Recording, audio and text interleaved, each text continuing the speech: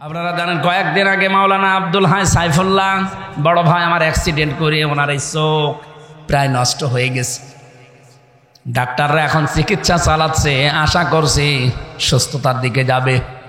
দিনের একজন মখলেস দায়ী ছিলেন, এদেশে শিরিক আর বেদাতের বিরুদ্ধে বজ্রকণ্ঠ ছিল তার। নওগাঁর সন্তান, আমার বিশ্ববিদ্যালয়ের শ্রদ্ধাভাজন বড় ভাই, আমি আল কোরআনের ছাত্র, উনি আল হাদিসের ডক্টর মরহুম আব্দুল্লাহ জাহাঙ্গীর রহমতুল্লাহ আলাইহির ছাত্র। বড় ভাই আব্দুল হাই মোহাম্মদ সাইফুল্লাহ, আল্লাহ যেন শেফায়ে কামেলা আজেলা দান করেন, খুব তাড়াতাড়ি সুস্থ করে আবার কোরআনে কারিমের এই ময়দানে আল্লাহ তাকে ফেরত দেন, বলেন আমিন। কিছু ষড়যন্ত্র আছে, গোপন ষড়যন্ত্র চলছে। দ্বীনের দায়ী যারা সঠিকভাবে কোরআন প্রচার করে তাদেরকে আব্দুল্লাহ জাহাঙ্গীর স্যারের মতো চাপা দিয়ে মেরে ফেলার চেষ্টা আছে অনেকে। ওনার অবস্থা ওই রকম, সামনে থেকে একটা, পেছন থেকে আর একটা, গাড়ি দুইটা দমড়িয়ে উনি যে বেশি আছে শুক্রিয়া। তো আমরা চাই এরকম ষড়যন্ত্রের যেন তদন্ত হয়, নয়তো সামনে আমাদের জীবনও ঝুঁকির ভেতরে। কথা বলো না কেন? আমি আবার এই লক্ষাধিক মানুষ নিয়ে দোয়া করছি, আব্দুল হাই মোহাম্মদ সাইফুল্লাহ বড় ভাইকে আল্লাহ শেফায়ে কামেলা আজেলা দান করেন, বলেন আমিন। পরিবারস্থ লোক, তার স্ত্রী, মেয়েগুলো অসহায়, তারাও মাজলুম মানুষ। এই মানুষগুলো যেন ধৈর্য ধারণ করে, তার মা বাবার কাছে আল্লাহ সন্তানটাকে যেন আবার সুস্থ অবস্থায় ফিরিয়ে দেন। দিনাজপুর জেলার শেতাবগঞ্জ থানার অন্তর্গত দারুল কোরআন মহিলা মাদ্রাসা হাফেজিয়া ছাত্রীদের বিদায়ী সম্মাননা উপলক্ষে মাদ্রাসা ময়দানে নিজের বাপদাদার ধর্ম ত্যাগ করে মুসলমান হওয়া, ইসলাম গ্রহণ করা, এটা যে কত বড় কঠিন হয়ে যেত এটা আমরা টের পাচ্ছি না। যারা হয় তারা জানে। আল্লাহ পাক যেহেতু আমাদেরকে দয়া করে মুসলমানের ঘরেই পাঠিয়েছেন, এই জন্য ঈমান আর আমাদের আনা লাগে না, আমরা ঈমান পেয়ে গেছি। সাহাবা একরাম ঈমান পান নাই, ওনারা ঈমান এনেছিলেন। ইন্নাল্লাযীনা আমানু ওয়া আমিলুস সালিহাত, নিশ্চয় যারা ঈমান এনেছে, না ঈমান পেয়েছে, হ্যাঁ ঈমান এনেছে। আমরা যেহেতু পেয়েছি তো এজন্যে সেরকম গুরুত্ব দেই না। যদি আমরা আনতাম বেলালের মতো, খাব্বাবের মতো, হযরত ওমরের মতো নিজেদের সব কিছু ছেড়ে দিয়ে তারপর ঈমান আনা লাগে। এমনও মানুষ আছে পৃথিবীতে নিজের জীবনের চাইতে ধর্মকে বেশি গুরুত্ব দেয়। এই মানুষটার কাছে সে হিন্দু ধর্ম হোক, খ্রিস্টান হোক, ইহুদি হোক, বৌদ্ধ হোক, এই লোকটা তার নিজের ধর্মীয় সব কিছু বাদ দিয়ে ইসলাম ধর্ম গ্রহণ করছে। এটা কত কঠিন। আপনাকে যদি এখন বলা হয় যে আপনি হিন্দু হয়ে যান, তো আপনার আমার যা ঈমান আছে হিন্দু হওয়া সম্ভব? বলেন। যে লোকটা আসতেছে তার কাছেও তো এরকমই অসম্ভব, তারপরও সে অসম্ভবকে সম্ভব করে চলে আসছে আল্লাহর দ্বীনের দিকে। আর আমরা জন্মগতভাবে এ দিন পেয়েছি। এখানে অন্য ধর্মের মানুষও যদি কোরআনে কারিম শুনতে আসি, হাত্তা ইয়াসমা কালাম আল্লাহি সুম্মা আবলিগহু মা মানা, নবীজি বলেন তাকে কোরআনের কথা শোনার জন্য ব্যবস্থা করে দেবেন এবং শোনা হয়ে গেলে বাড়ি পর্যন্ত নিরাপদে পৌঁছিয়ে দেবেন। সুতরাং এই মাহফিল শুধুমাত্র মুসলমান আমরা যারা দাবি করছি আমাদের জন্য না, অন্য যত ধর্ম আছে পৃথিবীতে মানুষ পদবাচ্যে যারা বিবেচিত সবার জন্য আজকের এই অনুষ্ঠান। যাদেরকে আল্লাহ দয়া করে রাতের বেলা আরামের ঘুম বাদ দিয়ে নিয়ে এসে বসিয়ে রেখেছেন, বলেন আলহামদুলিল্লাহ। এই পরিবেশ এভাবে করলে কথা শুনবে না মানুষ। এখানে যারা আছে দায়িত্ব আমার কাছে পাঠান তো। এই যে মুরব্বী, দুইবার তো বলাও যায় না, এখানে বসেন, বসেন বসেন বসেন। এই না, আপনার দাঁড়িয়ে থাকা দরকার, বসেন। কারোর দরকার নেই, যে যেখানে আছে ওই জায়গায় দাঁড়িয়ে থাক, বসে থাক, উঠবেন না। 1 ঘন্টা যদি ওঠেন আপনি,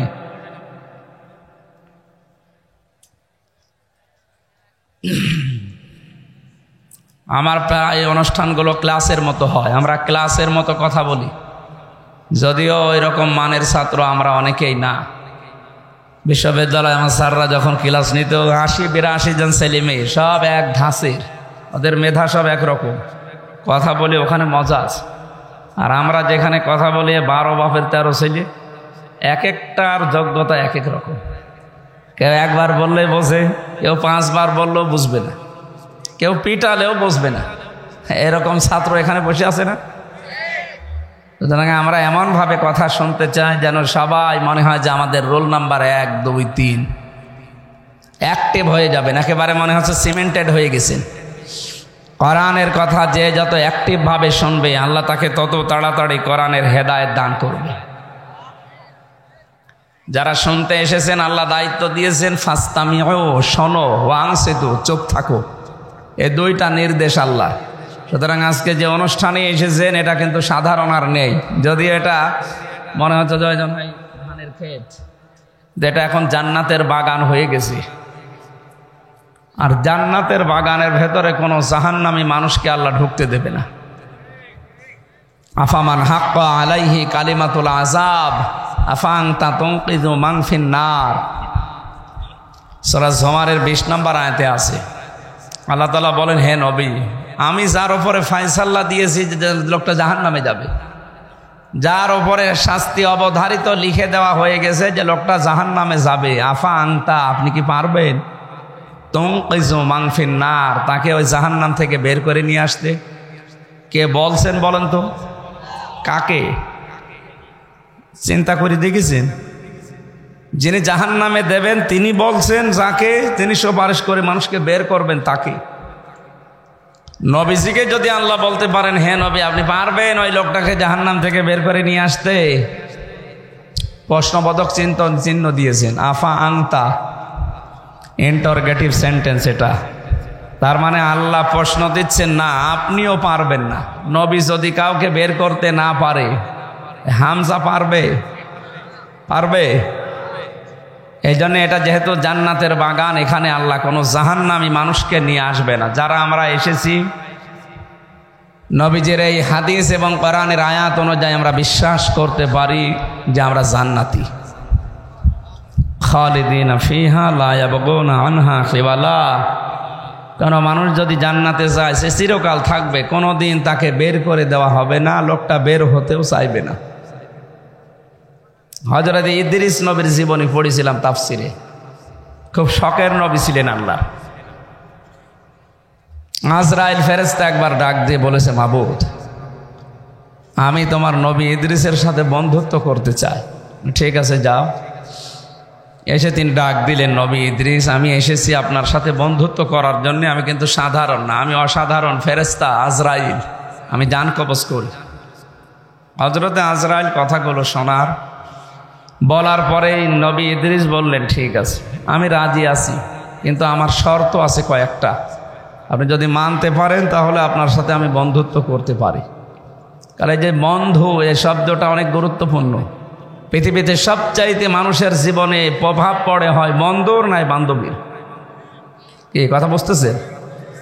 সবচাইতে বেশি প্রভাব পড়ে, মানুষ নষ্ট হয় ভালো হয় কার প্রভাবে? এই জন্য বন্ধু নির্বাচনের ক্ষেত্রে খুব সতর্ক থাকা দরকার। মান আল মার ও মান আহাব্বা, যার সাথে বন্ধুত্ব করবেন কিয়ামতে আল্লাহ তার সাথে তাকে তুলবেন। এই জন্য এমন মানুষের সাথে চলাফেরা বন্ধুত্ব করা ঠিক না যে লোকটার কাজ কারবার ভালো না। হযরতে আজরাইল আলাইহিস সালাম বললেন, ঠিক আছে বলেন আপনার শর্ত কি? নবী ইদ্রিস বলেছেন, 1 নম্বরে আমি জানি আপনি মানুষের জান কবজ করেন। আমি আল্লাহর বক্তব্য জানি যে পৃথিবীর সব মিথ্যা হলেও মরণের যন্ত্রণা মিথ্যা না। আপনি আমাকে এখন মেরে ফেলেন, জান কবজের যে কষ্ট এটা আমি একটু দেখতে চাই, আমার শখ এইটা। এটা কি? আমি বললাম না ক্লাস চলছে, 1 2 ছেলে মেয়েরা যেভাবে জবাব দেবে এভাবে জবাব দেবে। এটা আমার শখ। কি? আমি শখ করে মরতে চাই যে কেমন লাগে আমি দেখি। ঠিক আছে। 2 নাম্বার শর্ত আমার, জাহান্নামে মানুষকে আল্লাহ নাকি কষ্ট দেয়, এটা আমি শুনেছি। কিভাবে মানুষ জাহান্নামে কষ্ট পায়? লা ইয়ামুতু ফিহা ওয়ালা ইয়াহইয়া। ওখানে গেলে মানুষ মরবেও না, বাঁচবেও না। আপনি আমার একটু জাহান্নাম দেখাবেন, আবার বের করে দেবেন, একেবারে আমি থাকতে চাই না। 3 নাম্বার শর্ত আমার, আমি জান্নাত দেখতে চাই। জান্নাতে বিশাল নাজ নিয়ামত আল্লাহ সাজিয়ে রেখেছেন, তাজরি মিন তাহতিহাল আনহার, এর তলদেশ দিয়ে নদী আর নহর প্রবাহমান থাকবে। কিভাবে থাকবে আমি ওটা দেখব। হযরতে আজরাইল আল্লাহকে বললেন, আল্লাহ গিয়েছিলাম তো নবী মনে করে ভালো জায়গায়, কিন্তু তো ভেজাল, মরিয়ে দেখতে চাই। আল্লাহ পাক বলেন, আজরাইল আমার বান্দা যখন আকাঙ্ক্ষা করেছে, তার শখ যখন ঠিক আছে, তারা 3টা শর্ত পূরণ করো। তিনি তাকে মেরে ফেললেন। মরণের যন্ত্রণা যে কেমন তিনি টের পেলেন, আবার জীবন দিয়ে দিলেন। ডাক দিয়ে বলে, ঠিক আছে? বলে, হ্যাঁ আমি পেয়েছি। তাফসীরের ভাষায় আমি দেখেছি হযরতে ইদ্রিস শখ করে মৃত্যুবরণ করেছিলেন। তার এই শখের মৃত্যুতে কেমন কষ্ট হয়েছিল জানো? জীবিত ছাগলকে জিন্দা অবস্থায় চামড়া ছিলে লবণ দিলে যেমন কষ্ট হয়, তাও তো শখ করে মারা গেছে, যে আমি দেখতে চাই কেমন লাগে। উনি শখের মৃত্যুতে যদি এই কষ্ট পায়, আমরা যারা মরতে চাই না, আমাদের কোনো কষ্ট নেই। অজাতে সাকারাতুল মাউতি বিল হক যালিকা মা কুনতা মিনহু তাহিদ। সূরা কফের ভেতরে আল্লাহ জানিয়েছেন, পৃথিবীর সব মিথ্যা হতে পারে, মরণের যন্ত্রণা কিন্তু মিথ্যা না, এটা সত্য। কেউ রেহাই পায়নি এখান থেকে, মুহাম্মদ রাসূলুল্লাহ পর্যন্ত রেহাই পায়নি। হযরতে আজরাইল এসে শুধু তার বুকের উপরে হাতটা রেখেছিলেন। ডাক দিয়া বলেন, হে নবী, আপনি যদি থাকতে চান আমি আপনাকে রেখে যাব, যদি যেতে চান নিয়ে যাব। আমাকে আল্লাহ দায়িত্ব যেই দিন দিয়েছে, ওই দিন থেকে আজকের এই দিন পর্যন্ত পৃথিবীর কোনো সৃষ্টির কাছে আমি অনুমতি নেইনি, আমার লাগেও না। যখন যেটা অর্ডার হয় শুধু নিয়ে চলে আসি। কিন্তু আজকে আমি এসেছি আপনার সাথে অনুমতি নেওয়ার জন্য, আপনি যেতে না চাইলে নিয়ে যাব না। নবীজি জিজ্ঞাসা করেন, আজরাইল কতদিন থাকা যাবে? যতদিন ইচ্ছা আপনার, তারপরে মরা লাগবে, তারপরে মরা লাগবে, এইটাই ফাইনাল। কুল্লু নাফসিন যায়িকাতুল মাউত সুম্মা ইলাইনা তুরজাউন। প্রত্যেকের একদিন মরা লাগবে, সবাইকে আল্লাহর কাছে ফিরে যাওয়া লাগবে। নবীজি ডাক দিয়ে বলেন, আজরাইল মরা যখন লাগবে তখন আমি আর নশ্বর দুনিয়ায় থাকতে চাই না, নিয়ে চলো আমার বন্ধুর কাছে। আমি হাদিস পড়েছি নবীজির মৃত্যুর, এই হাদিসটা ইন্তেকালের এই হাদিস। সাহাবী বর্ণনা করেন, নবীজি নিজে জানিয়েছেন, সাহাবী দুনিয়ার মানুষকে জানাবা, আজরাইল কিন্তু শুধু আমার হাত বুকের উপরে দিয়েছিল। আমি বলেছিলাম, আজরাইল কি করো? উহুদ পাহাড় মনে হচ্ছে বুকের উপরে দিলে। ফেরেশতা বলে, হে রাসূল, আমি হাত দিয়েছি শুধুমাত্র, আমি জানি আল্লাহর পরে আপনার স্থান। দুনিয়াতে এত আসানের সাথে কারো জান আমি কবজ করেছি বলে আমার মনে হয় না। বিশ্বনবী বলেন, আজরাইল হাত সরাও, আমি আর সহ্য করতে পারি না। এটাই যদি তোমার হয় আসানি মৃত্যু, তাহলে তোমার আযাবের মৃত্যু কোনটা? বলে একটু শুরু করি তাহলে। নবীজি ওই দিন বলেছেন, আজরাইল যত কষ্ট দেওয়া যায় মৃত্যুর আমাকে দিয়ে দাও, আমার এতিম উম্মতকে তুমি এইভাবে কষ্ট দিও না। গোপন কথা, হযরতে আজরাইল ওই দিন তিনি বলে ফেলেছিলেন, হে রাসূল, আপনার উম্মতদেরকে আপনি শেষ কথাটা জানিয়ে যান। এই মানুষগুলো যদি 5 ওয়াক্ত ফরজ নামাজ আদায়ের পরে আয়াতুল কুরসির 10টা ক্ষমতার কথা আল্লাহ দিয়েছেন। কয়টা? 10টা ক্ষমতার কথা আল্লাহ এর ভেতরে দিয়েছেন। কোন উম্মত যদি আয়াতুল কুরসির ওই 10টা ক্ষমতার কথা বিশ্বাস করে ফরজ নামাজের পরে 5 বার পড়তে পারে, আল্লাহ তাকে জান কবজের জন্য আমারে পাঠালে এর চাইতেও আসানে আমি জান কবজ করি। প্রশ্ন পেলাম কি, হযরতে আজরাইল আসবে, জান ও কবজ করবে, কিন্তু আয়াতুল কুরসি যদি ফরজ নামাজের পরে কেউ একবার করে পড়ে, 5 ওয়াক্ত নামাজে 5 বার, আমরা যেভাবে পড়ছি এইভাবে না, এর ভেতরে 10টা ক্ষমতা কুদরতের কথা আছে। কয়টা? এগুলো আপনাকে আগে জানা লাগবে, বিশ্বাস করা লাগবে, এবং প্র্যাকটিক্যাল লাইফে দেখানো লাগবে যে হ্যাঁ আমি মানি। ঝড় আসলে আপনি উল্টিয়ে যাবেন, ওর নাম পড়া না। কথা বুঝতেছেন না? আপনি বোঝেন, আন্দাজে চিল্লিয়েছেন। আজরাইলের শর্ত ছিল কি, আপনার উম্মতদেরকে বলেন তারা যদি আয়াতুল কুরসির ভেতরে আল্লাহর যে 10টা ক্ষমতার কথা আছে, আল্লাহদের 10টা পাওয়ার, শক্তি, কুদরতের কথা আল্লাহ দিয়েছেন, এটা যারা 5 ওয়াক্ত ফরজ নামাজের পরে পড়বে, শুধু পড়বে না, বিশ্বাস করবে এবং তাদের জীবনে তারা দেখাবে, তাদের জান কবজ হবে এমন অবস্থায় মনে হয় মায়ের স্তনে মুখ লাগিয়ে ঘুমিয়ে পড়েছে। তাহলে আমরা যদি আমলটা শুরু করতে পারি, অন্তত মরণের যন্ত্রণা থেকে আমরা রেহাই পেয়ে যাব নাকি? সমস্যা হয়ে দাঁড়িয়েছে যে 10টা বিষয়। আমার তো যতটুকু বাস্তবতা আমি দেখতেছি, এদেশে 10টা না, একটাও আমরা মানি না। তাহলে আয়াতুল কুরসি কিয়ামত পর্যন্ত পড়ি আপনি কি করবেন?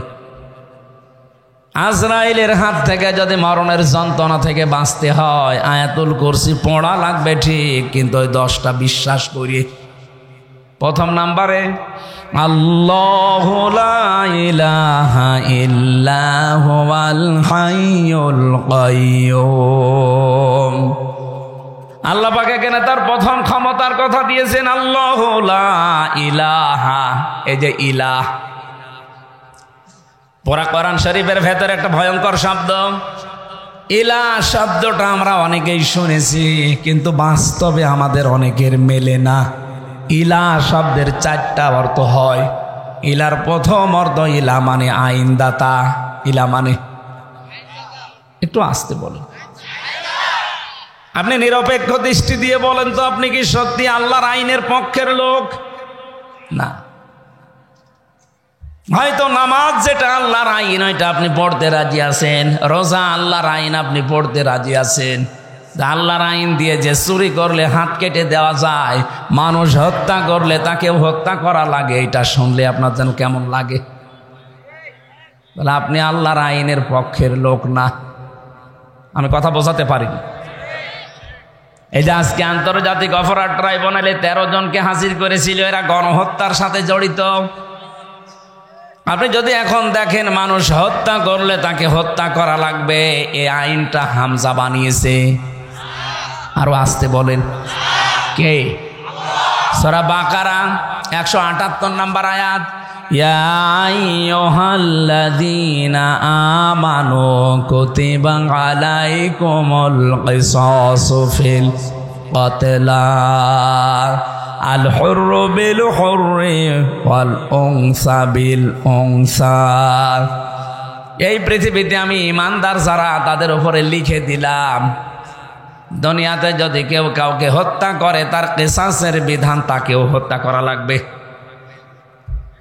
এই যে 3732 জন মানুষ জুলাই আগস্টের 5 তারিখের আগ পর্যন্ত হত্যা হয়েছে বাংলাদেশে, এটা এখন প্রমাণিত। হত্যা যদি হয়, অবশ্যই কেউ না কেউ করেছে। কথা বলে না কেন?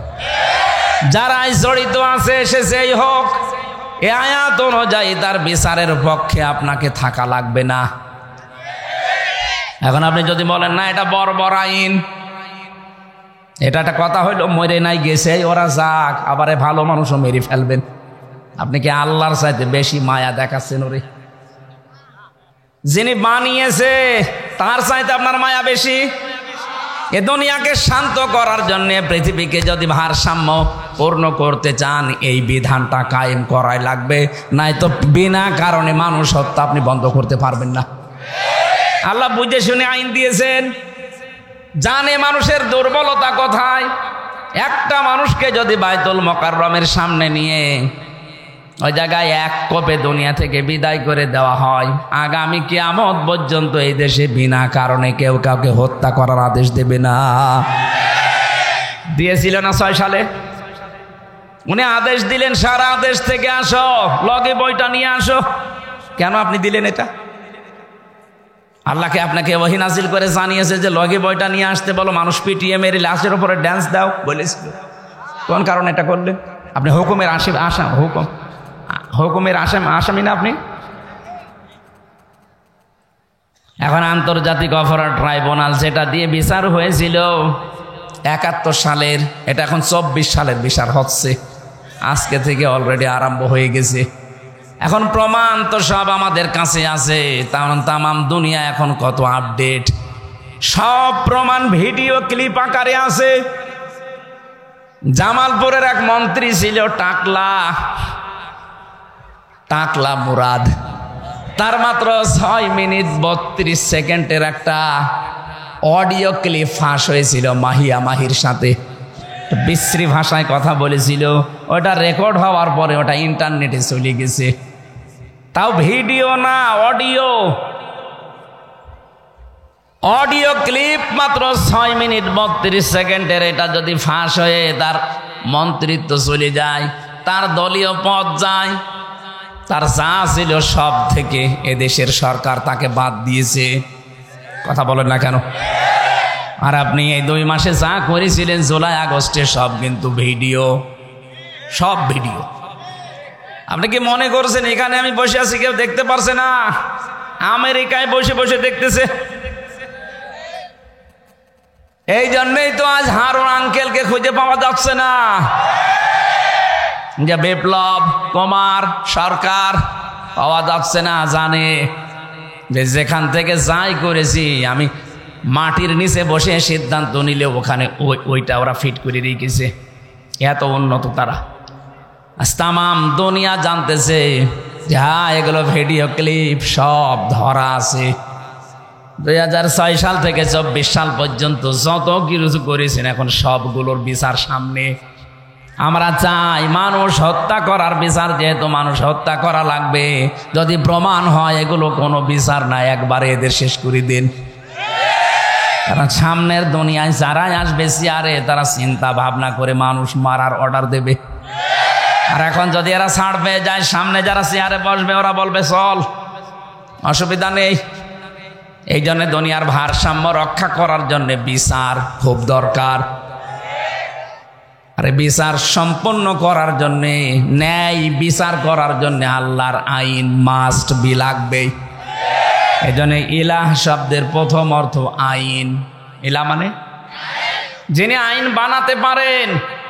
আলাহুল খালক ওয়াল আমর তাবারাকাল্লাহু রাব্বুল আলামিন। বলেন আল্লাহু আকবার। আল্লাহ পাক বলেন আমি বানিয়েছি দুনিয়া, কারো সাহায্য আমার লাগেনি, আমি বানিয়েছি। আলাহুল খালক ওয়াল আমর, দুনিয়া আমি বানিয়েছি, এখানে আইনও চলবে আমি আল্লাহর। এখন এই যে বিচার আরম্ভ হয়ে গেছে, চলছে। এই কয়েক বছরে 15.5 বছরে যে বিচার আমরা দেখলাম, দেখে অনেকেই খুশি ছিল। হ্যাঁ ঠিক আছে, ওরা অপরাধী, ওদের বিচার করেন। আরে ওটা 50 বছর আগে, আর আপনি একেবারে টাটকা অপরাধী। ওরা তো 71 সালে 50 বছর পার হয়ে গেছে, আর আপনারটা মাত্র 2-3 মাস আগের। তাহলে বিচার আরো কত তাড়াতাড়ি হওয়া দরকার।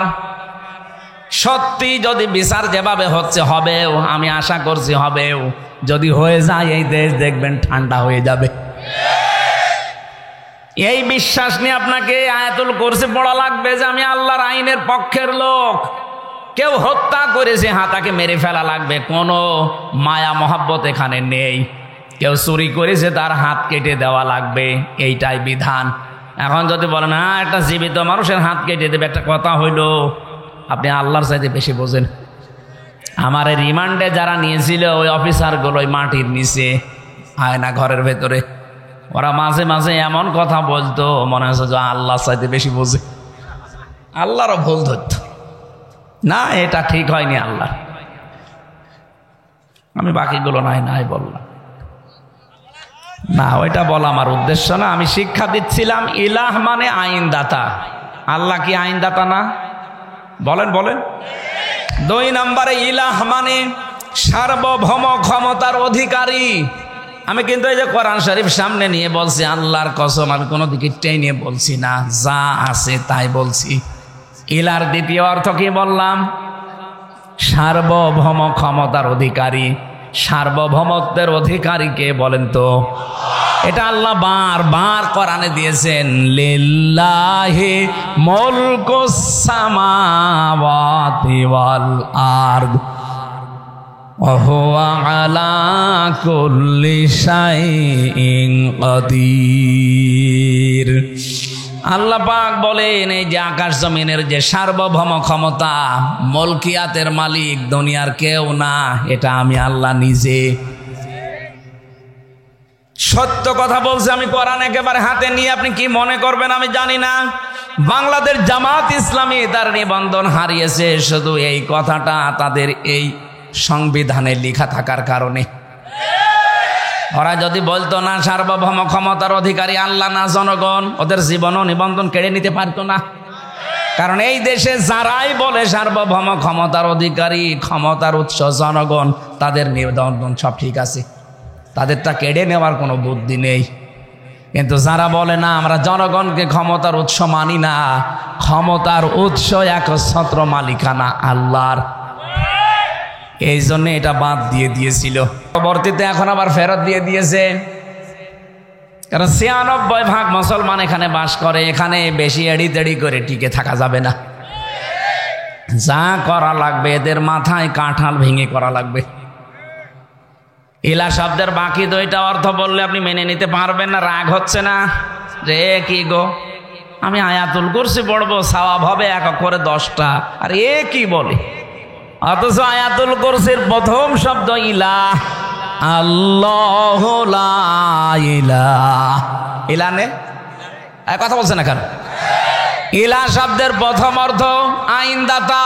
আল্লাহ ছাড়া কেউ আইন দিতে পারে না। আল্লাহর আইন বাদ দিয়ে অন্য আইন যারা মানে সে কাফির। এমনকি আল্লাহর আইন বাদ দিয়ে অন্য কোনো আইন দিয়ে যদি কেউ বিচার করে সেও কাফির। এটা আমি বানালাম না, মানে অমাল্লাম ইয়াহকুম বিমা আনজালাল্লাহু ফাউলাইকা হুমুল কাফিরুন। যারা আমার নাজিলকৃত বিধান দিয়ে বিচার করে না, ফায়সালা দেয় না, আমি আল্লাহ বলছি ওরা কাফের, ওরা ফাসিক, ওরা জালেম। 53 বছর দেশটা স্বাধীন হয়েছে, আজ পর্যন্ত তো আল্লাহর বিধান দিয়ে বিচারে দেশে হলো না। অথচ যারাই বিচারপতি দেখবেন অধিকাংশগুলোই মুসলমান। এই যে কালা মানিক, শামসুদ্দিন চৌধুরী মানিক, কত সুন্দর নাম দেখেছেন, বিসি উড়ে গেছে, এখন টের পাচ্ছে। আজকে আদালতে তুলেছিল, চোরের মতো যাচ্ছে না। আমি যে বিষয়টা বোঝানোর জন্য বারবার রিপিট করছি, এরপরও যদি ছাত্র যারা আছেন, ছাত্রী যারা আছেন না বোঝেন, আমি কিন্তু আবার ফের ওই শুরুতে চলে যাব। আপনি আয়াতুল কুরসি পড়ে জীবনে আজরাইলের হাত থেকে বেঁচে থাকতে চান, আজরাইল যেন কষ্ট না দেয়। মায়ের স্তনে মুখ লাগানো অবস্থায় মানুষ যেমন ঘুমিয়ে পড়ে, আপনি ওইভাবে ঘুমিয়ে পড়তে চান, তাহলে আয়াতুল কুরসির কয়টা ক্ষমতা বিশ্বাস করে আয়াতুল কুরসি পড়া লাগবে? আরো জোরে। যে 2টা বললাম এই 2টাই আছে আপনার নেই। কি পড়ছেন আপনি আয়াতুল কুরসি? একটা অক্ষরে 10টা নেকি হয়, ঠিক আছে। নেকি যদি ধরে রাখার যন্ত্র না থাকে, মাছ আপনি এমন পাত্রে রাখেন যে পাত্রের নিচ বলেন থাকবে কিয়ামত পর্যন্ত মাছ। এজন্য নেকির কাজ যা করেন করেন, কিন্তু এটা যেন ভালো হয়। আল্লাযী খালাকাল মাউতা ওয়াল হায়াতা লিয়াবলুয়াকুম আইয়ুকুম আহসানু আমালা। আল্লাহ আকসারু আমালা দেয়, যে বেশি বেশি কাজ করো, আমি বেশি কাজ চাই না, আকসারু না, আহসান, আমি কাজটা চাই ভালো, কাজ অল্প হোক কিন্তু কাজ যেন ভালো হয়। এই যে যারা দাঁড়িয়ে আছেন, এ মানুষগুলো যদি ওই জায়গায় বসে পড়তেন এ পরিবেশটা আরো সুন্দর দেখা যেত, কাজটা আরো ভালো হতো। কিছু মানুষের জন্য হয়তো অসুন্দর লাগছে, তারপরও জায়গা আছে, হয়তো ওদের বসার জায়গায় উপরে কিছু নেই, এই জন্য বসতে চাচ্ছে না, দাঁড়িয়ে থাকেন, কিন্তু অ্যাক্টিভ ভাবে শোনা লাগবে। আমি আজরাইলের কথা বলছিলাম, হযরতে আজরাইলের যে গোপন তথ্যটা তিনি ফাঁস করে দিলেন, উম্মতি মুহাম্মদীরা যদি আয়াতুল কুরসি এইভাবে পড়তে পারে তাকে মরণের সময় কোনো কষ্ট দেওয়া হবে না। আমি সহ যারা এসেছি আজকে থেকে এভাবে পড়তে পারবো না। ক্ষমতার উৎস জনগণ, বলেন বলেন আপনি কোন কারণে আল্লাহু আকবার বলেন? আল্লাহু আকবার মানে আল্লাহ সবার উপরে। এ কথা আরবিতে বললে আপনার কাছে রাজনীতি মনে হয় না, এ কথা আরবি দিয়ে নামাজ পড়লে আপনার নামাজ হয়। অথচ এইটা আমরা সংবিধানে লিখতে চাই, অনেকে এখনো মতামত দিচ্ছে না। যারা মতামত দেয় না তারাও মুসলমান। হ্যাঁ মুসলমান তারা বলছেন না, এদেশে হিন্দু নেই, খ্রিস্টান নেই, বৌদ্ধ নেই, তাদের উপরে একটা অবিচার হয়ে যাবে। আরে শয়তান, এদেশে ৯৬% মুসলমান। কত? মাত্র 4% আছে অন্যান্য জাতির লোকেরা। ৯৬% মানুষ যেখানে আল্লাহ একজন আছে, আল্লাহ সব কিছুর উপরে ক্ষমতাবান, এটা বিশ্বাস করে না, করে না? তো সেখানে আপনার দুর্বিসন্ধি হবে, মানে বৈষম্য হবে কোন কারণে? ওই মানুষগুলোর ভেতরে আল্লাহ একজন আছে, বিশ্বাস আছে, কিন্তু প্রকাশ করতে পারে না। আপনি হিন্দুকে একবার ঘরের ভেতরে নিয়ে আচ্ছা করে পিটাবেন আর বলবেন সত্যি করে বল তোকে বাঁচাতে কে পারে, ও জীবনেও হরি দুর্গা হবলের নাম বলবে না, ও বলবে আল্লাহ একজন আছে।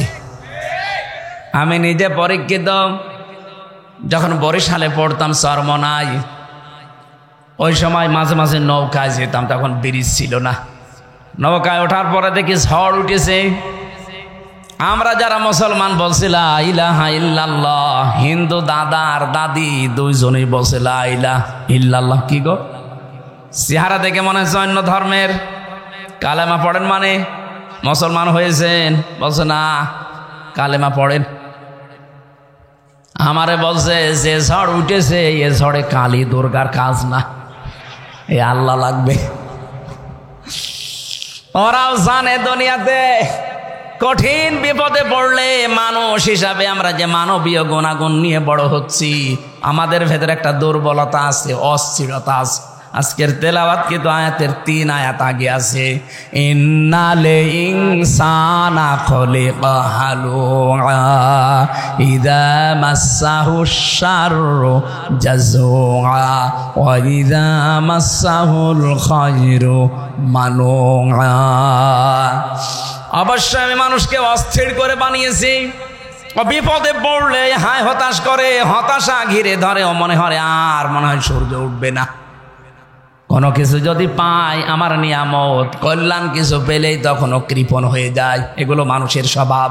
এই জন্য কঠিন বিপদে পড়লে হিন্দু বলেন, খ্রিস্টান বলেন, বৌদ্ধ বলেন, সবাই মনে হয় উপরওয়ালা একজন আছে।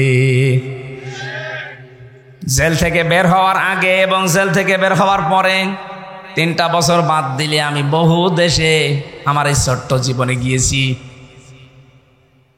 কতগুলো দেশ আমি ভ্রমণ করে দেখেছি। খ্রিস্টানদের সাথে, ইহুদিদের সাথে, বৌদ্ধদের সাথে আমি মিশে দেখেছি। আর হিন্দুদের সাথে তো পাশের রাষ্ট্রে গেলেই দেখা হয়। যত জায়গায় ওদের সাথে ট্রেনে, বাসে, প্লেনে চড়াচড়ি করে ওদের সাথে ঘোরাফেরা করে দেখেছি। হ্যাঁ, ওই মানুষগুলোর ভেতরেও এই বিশ্বাস আছে যে আল্লাহ একজন আছে।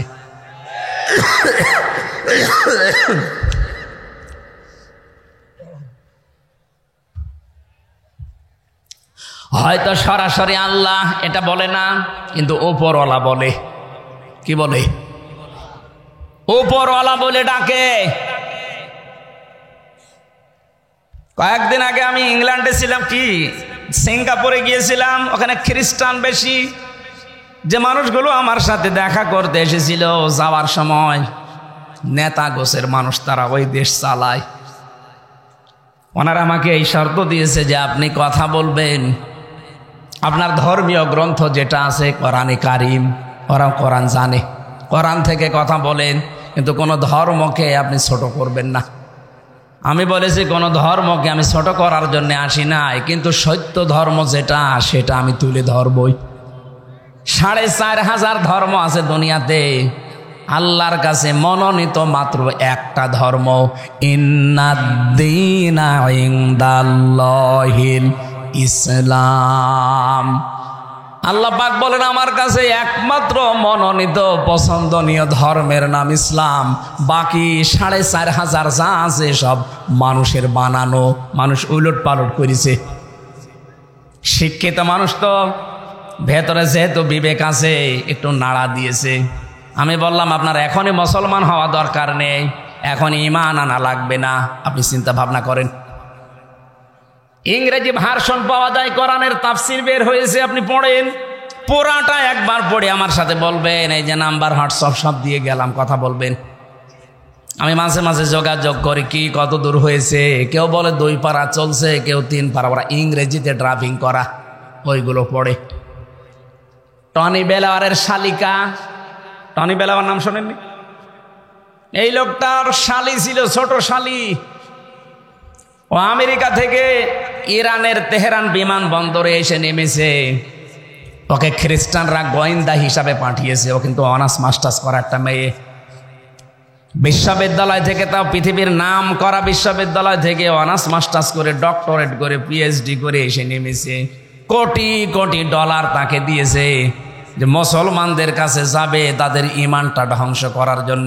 খুব সুন্দরী মহিলা, আপনি ইন্টারনেটে সার্চ দেবেন পাবেন। এত ফর্সা, ওর উপরে যেগুলো দেখা যায় এগুলো যদি এত ফর্সা হয়, বাকিগুলো নাই। নাই বললাম, এত সুন্দরী। তেহরান বিমানবন্দরে নামার পরে এক মুসলমান এগিয়ে এসেছে। ও মাই ব্রাদার, এদিকে আসেন। ডাক দেওয়ার পরে বলছে, আপনারা ইসলাম মেনে চলেন? আরে ইরান একটা মুসলমান রাষ্ট্র। তেহরানের বিমানবন্দরে নেমেই বলছে, আমার একটা ইসলাম জানার জন্য অথেন্টিক বই দিন। ইসলাম আমি জানতে চাই, আমি মানব না, আমি মুসলমানও হব না, কিন্তু ইসলাম আমি জানতে চাই। নির্ভেজাল ইসলাম জানা যাবে যেই বই পড়লে, ওই বই দিন। আপনার কাছে কোনো হিন্দু এসে যদি বলে যে আমি মুসলমান হব না কিন্তু আমি ইসলাম জানতে চাই, তার অধিকার নেই। কথা বলছে না কেন? কোরআন শরীফ কি আপনার বাবার নাকি? হাদা বায়ানুল লিন্নাস, বায়ানুল লিন্নাস। এখানে আল হাজা বায়ানুল লিল মুসলিমিন দেয়নি, যে মুসলমানদের জন্য না, মানুষ পদবাচ্চে যারা বিবেচিত সবার জন্য কোরআন শরীফ। আমি আপনার বিবেকের কাছে বলছি, কোন খ্রিস্টান এসে যদি বলে হামজা আমি মুসলমান হব না, ঈমান আনবো না, কিন্তু আমি ইসলাম জানতে চাই, আপনি জবাব দিতে পারবেন না যে তার অধিকার নেই? অধিকার আছে না?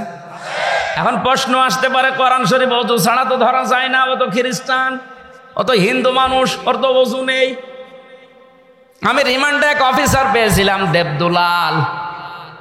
এর কোরআন শরীফের যে আয়ত্ত আছে, আমি একটা হাফেজ মানুষ, আমি কোরআনের উপরে অনার্স মাস্টার্স করেছি, অথচ ওর কাছে মনে হচ্ছে যে আয়াত আমার শেখা লাগবে। এমন এমন আনকমন আয়াত বলে বলে বাংলা অর্থ বলেন। ও রাত 12টার পরে আসতো রিমান্ডে, মাটির নিচে ভোর 6টায় যেত। একা একা যেহেতু কবরের মতো জায়গায় আমি আছি, ঘুম তো আসতে চাই না, ওই অফিসারের সাথে ডিসকাস করতাম, বলেন তো দেখি।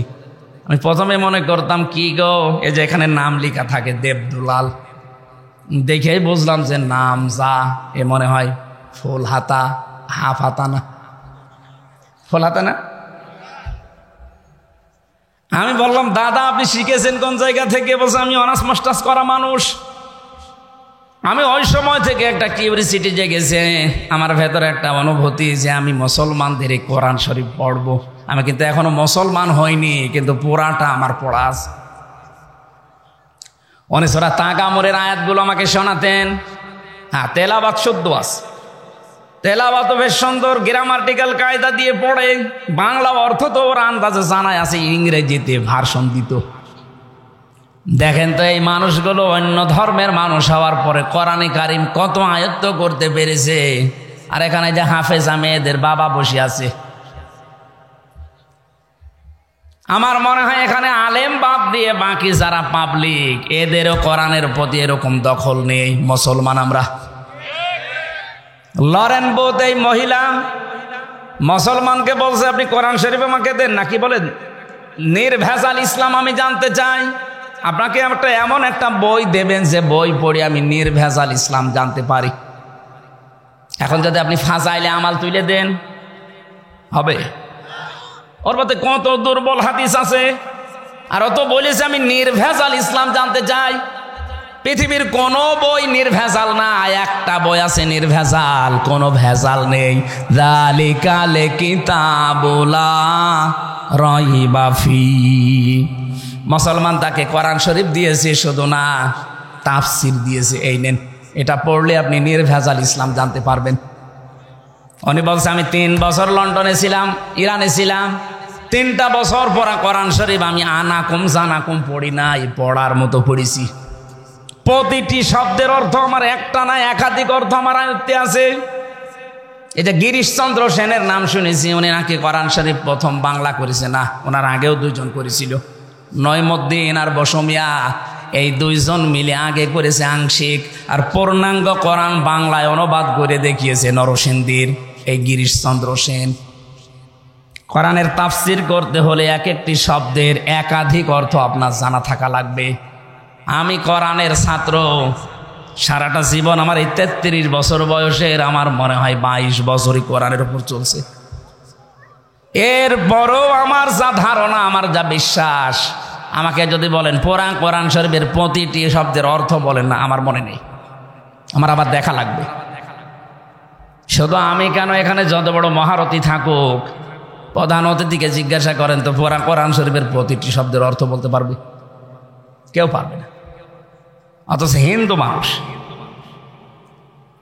উনি যেহেতু তাফসির লিখেছে, তাফসির করার জন্যে কতগুলো বিষয় আয়ত্ত করা লাগে, তাহলে এক একটা শব্দের অর্থ কমপক্ষে 33টা পর্যন্ত তার জানা লিখেছে। কয়টা বলেন বলেন? কিন্তু কোরআন তাকে হেদায়েত দেয়নি, কারণ তার মন ছিল না। ও মারা যাওয়ার পরে জানাজা হয়নি, কবরে দেয়নি, পুড়িয়ে ফেলেছে। আজকে কোরআনের একদিন তাফসির শোনা না। প্রধান অতিথি বলছিলেন আপনি নামাজ পড়েন না, কোরআন শুনতে আসেন। শুধু আজকের এই একদিন না, কিয়ামত পর্যন্ত যদি এখানে তাফসির হতেই থাকে, আপনার যদি মন তৈরি না হয় যে আমি ভালো হব, হামজা না হামজার বাবা আসলেও আপনার কিছু হবে না। লরেন বুথ 3টা বছর পড়েছে, শুধু কোরআন শরীফ না, 86 তার 6টা হাদিস ওর সাথে তাফসির আকারে মিলিয়ে পড়েছে। পুরাটা 3 বছর শেষ করার পরে মুসলমান হয়ে গেছে।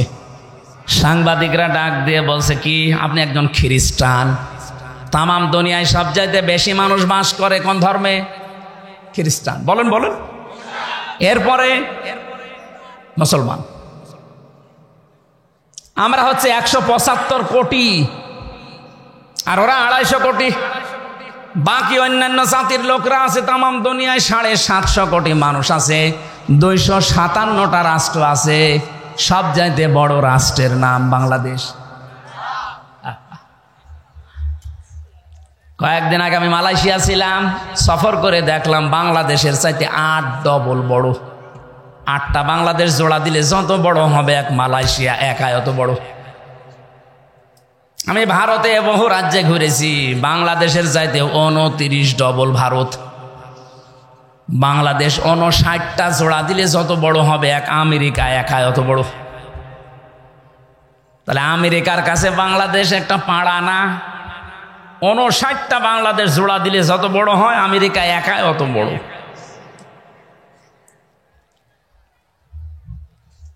মাঝে মাঝে মানচিত্রের দিকে তাকিয়ে দেখবেন বাংলাদেশ এই 257টা রাষ্ট্রের ভেতরে মনে হয় কলমের একটা মাথার মতো, তাও বোঝা যায় না। এই বাংলাদেশে এতটুকু জায়গা, এর ভেতরে আমার আসতে তাই হাঁপ লেগে যাচ্ছে। কোথায় কুষ্টিয়া আর কোথায় দিনাজপুরের সেতাবগঞ্জ। প্রায় 11-12 ঘন্টা সময় লাগে আসতে। অথচ আমেরিকা এত বড়, বাংলাদেশের এই তুলনায় বললাম 59 ডবল। এই দেশে 64টা জেলা আছে, তার ভেতরে দিনাজপুর মাত্র একটা জেলা। একটা জেলা না, এখানে মনে হয় 13টা না কয়টা থানা আছে, তার ভেতরে শেতাবগঞ্জ একটা থানা। এ থানায় কতগুলো গ্রাম আছে, সে গ্রামের ভেতরে এই ধনতলা না কি যেন দেখলাম, দনতলা, যাই হোক এটা উল্টা পাল্টা নাম। তো এই একটা গ্রাম, গ্রামে কত জায়গা দেখছেন না, কত শত শত বিঘা জমি পড়ে আছে, তার ভেতরে এইটা একটা জায়গা। এই জায়গায় কত হাজার হাজার মানুষ, তার ভেতরে আপনি একজন। আপনি বলেন তো বাংলাদেশের তুলনায় আপনি কি? কিছুই না। বাংলাদেশের তুলনায় যদি বলেন কিছুই না, তাহলে ভারতের তুলনায় আরো কিছু না, আমেরিকার তুলনায় আপনাকে তো খুঁজেই পাওয়া যাবে না। এখন প্রশ্ন আসতে পারে, আল্লাহকে আমার দিকেও দৃষ্টি দিয়ে আছে? হ্যাঁ, বিশাল সমুদ্রের নিচে যে পাথর আছে, পাথরের উপরে কালো পিপিলিকা হেঁটে যায়, ওই পিপিলিকার পায়ের আওয়াজ পর্যন্ত আল্লাহ আরশে বসে শুনতে পায়। এই আমার আল্লাহ। লরেন বোথের কথা বলছিলাম এই জন্যে, মেয়েটা পড়ার পরে মুসলমান হয়ে সাংবাদিকরা বলছে আপনি খ্রিস্টান, বেশি মানুষ খ্রিস্টান ধর্মে, আপনি খ্রিস্টান থাকতে পারতেন, আর একটু ভালো খ্রিস্টান হবেন, আপনারা মুসলমান হয়ে গেলেন মানে। লরেন বোথ বলেছে, দেখো আমি এসেছিলাম ভুল ধরার জন্যে, পুরা কোরআন আমি আনাকুম জানাকুম তানাকুম পড়ি নাই, পড়েছি একেবারে বুঝে বুঝে 3 বছর সময় লাগিয়ে পুরাটা আমি শেষ করেছি কয়েকবার। আমি 51 জায়গায় লাল দাগ দিয়েছিলাম যে ভুল পাওয়া গেছে। মুসলমানরা বলে লা রাইবা ফি, কোনো ভুল নেই, আমি তো পেয়েছি 53 জায়গায় ভুল পেয়েছি। কি করলেন? বলে শেষ নাম্বার জায়গায় যে দেখি যে আয়াতে ভুল ধরি, তার আগের আয়াতে পরের আয়াতে ওই জবাব আল্লাহ আগেই দিয়ে দিয়েছে। শেষ পর্যন্ত আমার জীবনের ভুল ধরা পড়ে গেছে, আমি আর ওই লাইনে নেই। আমার বাপ দাদার ধর্ম ত্যাগ করে আমি কিন্তু যেমন তেমন মানুষের আত্মীয় না। লরেন বোথ টনি বেলাওয়ারের শালিকা, আমেরিকার সাবেক প্রেসিডেন্ট। আমি যে কথাটা বোঝানোর জন্য পর্যন্ত এসেছিলাম, এই মহিলাটা কোরআনে কারিমের কাছে আসার কারণে, বোঝার কারণে এই মানুষটাকে আল্লাহ কোথায় পৌঁছিয়ে দিয়েছেন আজকে। আজ যদি আমরা আয়াতুল কুরসিটা ঠিক এইভাবে 10টা ক্ষমতা বিশ্বাস করে পড়তে পারতাম, আজরাইল যে কথা গোপন ভাবে নবীজিকে জানিয়েছিলেন, আল্লাহর কসম আমাদেরও মরণের সময় আযাব হতো না। এজন্য মরণের যন্ত্রণা আমি টের পেলাম শক করে। আপনারা কি ঘুমাচ্ছেন? হযরতে আজরাইল ডাক দিয়ে বলেছেন, ঠিক আছে চলেন আপনাকে আমি জাহান্নাম দেখাবো। জাহান্নামের বিভিন্ন জিনিস দেখানোর পরে বলছে আমারে বের করেন, আমি আর থাকতে চাই না। ঠিক আছে চলেন। জান্নাত দেখতে চাই। জান্নাতে প্রবেশ করার পরে বলছে কি দেখা হয়েছে? বলে হ্যাঁ দেখলাম। চলেন এবার। হযরতে ইদ্রিস নবী বলে, আজরাইল আমি কিন্তু আল্লাহর ভাষা জানি, খালিদিনা ফিহা লা ইয়াবগুনা আনহা হিওয়ালা। কোন মানুষ যদি জান্নাতে একবার যেতে পারে, আল্লাহ কোনোদিন তাকে বের করে দেবে না, আর লোকটা বের হতেও চাইবে না। ও ভাই আজরাইল, আমি তো চলেই এসেছি যে কোনো কায়দায়। আল্লাহ তো বলেছে যে বের করে দেবে না, তুমি ঝামেলা করো কেন? চলে যাও। হযরতে আজরাইল বলেছে, রব্বুল আলামিন তোমার নবী ইদ্রিস বড় চালাক। আল্লাহ পাক বলেন, ফিরে আসো আজরাইল, আমার নবী ইদ্রিসের কপালে আমি এইটাই লিখেছিলাম। আমি কথাটা বোঝানোর জন্য এই হাদিসটা নিয়ে এসেছি যে জান্নাতে কোনো মানুষ যদি একবার প্রবেশ করতে পারে, আল্লাহ পাক তাকে বের করে দেয় না, সে বের হতেও চায় না। এটা যে নবীজির ভাষায় জান্নাতের বাগান, আপনি বিশ্বাস করেন তো? কথা বলেন না কেন? তার মানে এখানে আমরা যারা এসেছি, এই প্যান্ডেলে যারা আছি, আমরা সবাই নবীর ভাষা অনুযায়ী জান্নাতি। কি বলেন বলেন? আল্লাহ আমাদেরকে বের করে দেবে না, আর আমরা বের হতে। এখন দেখেন কোনটা চলে যাচ্ছে। যেইটা যাবে বুঝবেন ওর জান্নাত ভালো লাগছে না। অন্তত আল্লাহ ধৈর্য ধারণ করে এ পর্যন্ত যখন বসিয়েছেন, তাফসিরুল কোরআন মাহফিল আপনি লিখে দিয়েছেন, তেলাওয়াত কি তো আয়াত থেকে আমরা তাফসির আকারে কথা বলতে চাই। আমা তাওফীকি ইল্লা বিল্লাহ।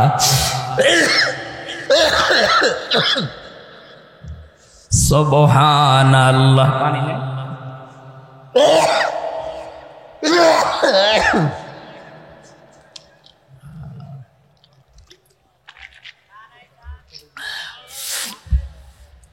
দরকার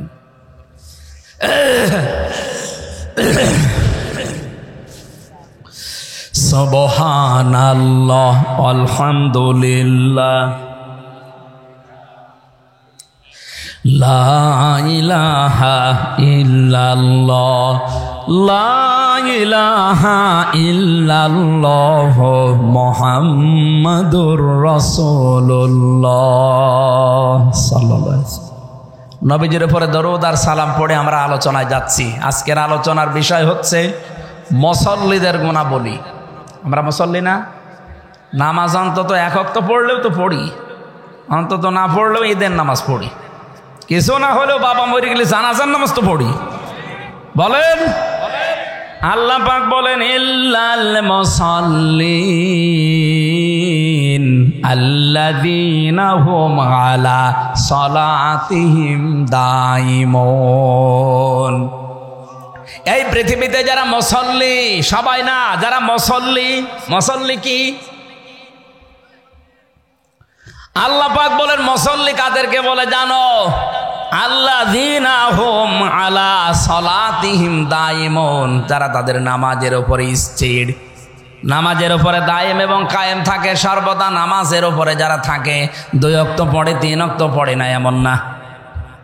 এটা নিয়ে আসতে গেলে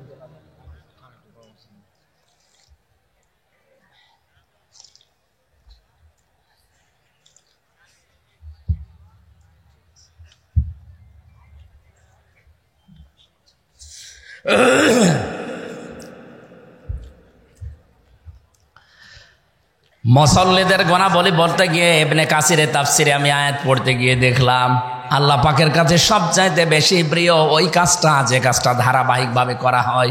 2 দিন করলেন, 3 দিন বাদ দিলেন না। আপনি যদি তাহাজ্জুদের নামাজ পড়েন, নিয়মিত পড়বেন। আপনি 2 রাকাত পড়েন, 4 রাকাত পড়েন, কিন্তু নিয়মিত আপনি আদায় করবেন। আস্তাগফিরুল্লাহ যদি প্রতিদিন 100 বার করে পড়েন, 2 দিন পড়েছেন, 5 দিন বাদ দিয়েছেন না, ওটা আল্লাহ রেগে যায়। আপনি যখন নিয়মিত করবেন ওই কাজটা, আল্লাহর আরশ আপনার উপরে খুশি হয়ে যাবে। আমি কয়েকটা আমলের কথা এখন বলছি, নারী এবং পুরুষ সবার জন্য প্রযোজ্য। সব সময় অজু থাক আর না থাক, শরীর পাক থাক আর না থাক, সব সময় মুখে জারি রাখবেন আস্তাগফিরুল্লাহ ওয়া আতুবু ইলাইহি, আস্তাগফিরুল্লাহ ওয়া আতুবু ইলাইহি। যদি এটা বেশি বড় হয়ে যায় শুধু বলবেন ইগফিরলি ইগফিরলি অথবা আস্তাগফিরুল্লাহ আস্তাগফিরুল্লাহ। এটা পড়লে মানুষের মনের ভেতরে যে অশান্তি আছে, আল্লাহ বলেন আমি নিজে ওইটা দূর করে দেই। আর একটা আমলের কথা বলছে, বিপদ আপদে মুসিবতে সব সময় লেগে আছে। যদি পারেন, পারতপক্ষে দরুদ শরীফ পড়ার চেষ্টা করবেন। আল্লাহুম্মা সাল্লি আলা মুহাম্মাদ এতটুকু পড়েন, অথবা সাল্লাল্লাহু আলাইহি ওয়াসাল্লাম, আল্লাহুম্মা সাল্লি আলা মুহাম্মাদ ওয়া আলিহি ওয়া আসহাবিহি ওয়া বারিক ওয়া সাল্লিম। এরপরে আরো 2টা আমল আছে। নবীজি বলেন কেউ যদি এটা সব সময় বলে হাসবুনাল্লাহ হাসবুনাল্লাহু ওয়া নি'মাল ওয়াকিল নি'মাল মাওলা ওয়া নি'মান নাসির।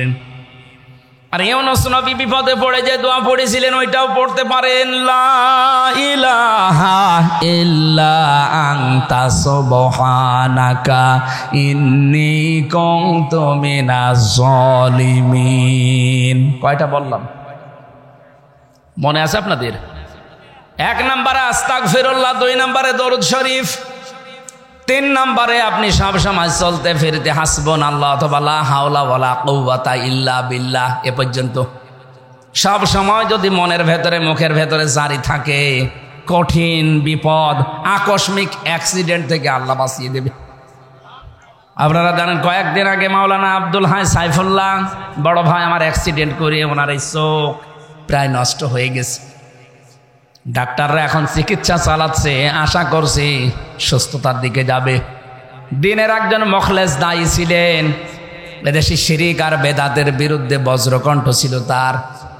নওগাঁর সন্তান, আমার বিশ্ববিদ্যালয়ের শ্রদ্ধাভাজন বড় ভাই, আমি আল কোরআনের ছাত্র, উনি আল হাদিসের। ডক্টর মরহুম আব্দুল্লাহ জাহাঙ্গীর রহমতুল্লাহ আলাইহির ছাত্র। বড় ভাই আব্দুল হাই মোহাম্মদ সাইফুল্লাহ, আল্লাহ যেন শেফায়ে কামেলা আজেলা দান করেন, খুব তাড়াতাড়ি সুস্থ করে আবার কোরআনে কারিমের এই ময়দানে আল্লাহ তাকে ফেরত দেন, বলেন আমিন। কিছু ষড়যন্ত্র আছে, গোপন ষড়যন্ত্র চলছে। দ্বীনের দায়ী যারা সঠিকভাবে কোরআন প্রচার করে তাদেরকে আব্দুল্লাহ জাহাঙ্গীর স্যারের মতো চাপা দিয়ে মেরে ফেলার চেষ্টা আছে অনেকে। ওনার অবস্থা ওই রকম, সামনে থেকে একটা, পেছন থেকে আর একটা, গাড়ি দুইটা দমড়িয়ে উনি যে বেশি আছে শুক্রিয়া। তো আমরা চাই এরকম ষড়যন্ত্রের যেন তদন্ত হয়, নয়তো সামনে আমাদের জীবনও ঝুঁকির ভেতরে। কথা বলো না কেন? আমি আবার এই লক্ষাধিক মানুষ নিয়ে দোয়া করছি, আব্দুল হাই মোহাম্মদ সাইফুল্লাহ বড় ভাইকে আল্লাহ শেফায়ে কামেলা আজেলা দান করেন, বলেন আমিন। পরিবারস্থ লোক, তার স্ত্রী, মেয়েগুলো অসহায়, তারাও মাজলুম মানুষ। এই মানুষগুলো যেন ধৈর্য ধারণ করে, তার মা বাবার কাছে আল্লাহ সন্তানটাকে যেন আবার সুস্থ অবস্থায় ফিরিয়ে দেন। তাহলে মুসল্লিদের কথা বলছিলাম, নিয়মিত করবেন আপনি। 2 ওয়াক্ত পড়েন, 3 ওয়াক্ত পড়েন না, কোন কারণে বলেন তো? আপনার কি মনে হয় যে নামাজ এরকম ইয়ারকি মারা জিনিস? কোন মানুষ যদি নামাজ ছেড়ে দেয়, আল্লাহ বলেন আমি ওকে ছেড়ে দেই। টের পেয়েছেন কি বললাম? কোন মানুষ যদি ফরজ নামাজ বাদ দিয়ে দেয়, আল্লাহ বলেন আমি ওকে বাদ দিয়ে দেই। আপনি যে আল্লাহর বান্দা, এ কথা আল্লাহ আর স্বীকার করে না। কিয়ামতের ময়দানে আল্লাহ মানুষের ভেতরে যখন বিচার করবেন, হঠাৎ এই আলতাফরকে সামনে নিয়ে হাত ধরে নবীজির বলবেন, এই যে আমার উম্মত, বিচার করেন। আল্লাহ বলবেন বিচার করা যাবে, কিন্তু এইভাবে না, ঘিরের কুদরতের চাদর দিয়ে চারিদিকে ঘিরে ফেলবে আলতাফকে। আল্লাহ ডাক দিয়ে বলবে, বান্দা এই এই কাজগুলো করেছিলি। আপনার 60 বছর 70 বছরের রেকর্ড আল্লাহ দেখাবে। প্রশ্ন আসতে পারে, এত বড় রেকর্ড কোথায় পাবে? আরে ভাই, একটা সিডি ক্যাসেটের ভেতরে 2.5-3 ঘন্টার ওয়াজ যদি আপনি এতটুকু জায়গায় সেভ করে রাখতে পারেন, 2 কাঁধে যে ফেরেশতা আছে ওরা মেমোরি কার্ড নিয়ে বসে আছে, চোখের পলক পর্যন্ত তারা লিখতে আছে। কিয়ামতের ময়দানে আল্লাহ ওইটা সামনে দিয়ে বলবে, পড়, ইকরা কিতাবাকা কাফা বিনাফসিকাল ইয়াউমা আলাইকা হাসিবা। তুই জান্নাতে যাবি না জাহান্নামে যাবি, কাউকে জিজ্ঞাসা করার দরকার নেই, তুই নিজে আজ যথেষ্ট। ও দিনাজপুরবাসী, খুব খেয়াল করে শোনেন, আমি তো আলতাফ ভাইকে বললাম, আমাদের প্রত্যেককে আল্লাহ নিজের সামনে নবীজি হাত ধরে বলবেন, আল্লাহ এই যে আমার উম্মত, বিচার করে। আপনি এবার নিজের সাথে বিচার ব্যবস্থাটা মিলান তো। আমাকে যদি আল্লাহ নিয়ে যেয়ে বলে, হামজা এই যে দিয়ে দিলাম আল্লাহর কাছে, নাও। আল্লাহ যদি বলে, হামজা তোরে আমি 33 বছর বয়স, 2024 সালের অক্টোবর মাসের 31 তারিখ পর্যন্ত তোরে মাফ করে দিলাম, যা, তোর হিসাব দেওয়া লাগবে না। শুধু নভেম্বরের 1 থেকে 19, এই 19টা দিনের হিসাব দিয়ে তুই আমার জান্নাতে চলে যা। আমার যা কাজকর্ম, আমার যা আমল, আমার তো 19 দিনের হিসাব দেওয়া সম্ভব না। আপনারা পারবেন না? আপনারা পারবেন। কোরআনে কারিমের 2 আয়াত পরে আল্লাহ দিয়েছেন, আল্লাযীনা হুম মিন আযাবি রাব্বিহিম মুশফিকুন ইন্না আযাবা রাব্বিহিম গায়রু মা'মুন। এই মানুষগুলো তাদের রবের যে সাজা শাস্তি, এটা নিয়ে ভীত সন্তুষ্ট থাকে, আর রবের শাস্তি থেকে নিঃশংস থাকা যায় না। কখন কাকে আল্লাহ ধরে কেউ বলতে পারে না। 24 ঘন্টা আমরা আতঙ্কের ভেতরে আছি। আল্লাহ পাক আমার সামনে, মনে হচ্ছে আমাকে দেখে দেখে আমার জীবন চালাচ্ছি। এটা যতদিন পর্যন্ত মনের ভেতরে বিশ্বাস না আসবে, আপনার দ্বারা গোনা ছেড়ে দ্বারা সম্ভব না। এখন তো গোনার বাজার চলছে, কথা বলে না কেন? মোবাইলটা যাদের আছে, কম্পিউটার আছে, যাদের ডিশ লাইন আছে, যে মানুষগুলো ওয়াইফাই লাইন নিয়ে রেখেছেন, তাদের গোনা করা যে কত সহজ করে দিয়েছে এই পৃথিবী। এ কঠিন পরিস্থিতিতে টিকে থাকা কিন্তু অত সহজ ইমানের কাজ না। এমন এমন দৃশ্য মোবাইলের ভেতরে রেখে দিয়েছে, নিজে দেখলে আনন্দ লাগে, ভালো লাগে, মজা পায়, অন্য কেউ দেখলে লজ্জা পায়। এমন দৃশ্য নেই? যাদের মোবাইলে আছে এই মুহূর্তে ডিলিট করা লাগবে। শব্দের দিকে তাকান, ইন্না আযাবা রাব্বিহিম গায়রু মা'মুন। আল্লাহর আযাব থেকে কেউ নিঃশংস থাকা ঠিক না। কখন আল্লাহ আপনাকে মরণ দিয়ে দেয়, এখনই মরে গেলে কিন্তু মোবাইলটা আপনার স্ত্রী, আপনার বোন, আপনার ভাই, আপনার মা বাবা ব্যবহার করবে। এক কথা বলছেন এখন? এখন বাড়ি যেতে পারলেন না, মনে করেন মরে গেলেন, মোবাইলটা ব্যবহার করবে আপনার বাবা। কে? আপনার বাবা যদি দেখে যে এর ভেতরে উলঙ্গ নাচ, আমার এই হামজা বসে বসে দেখতো, মরে যাওয়ার পরে কি ধারণা করবে বলেন? দোয়া করা, বলবে আল্লাহ ওরে আরো দাও।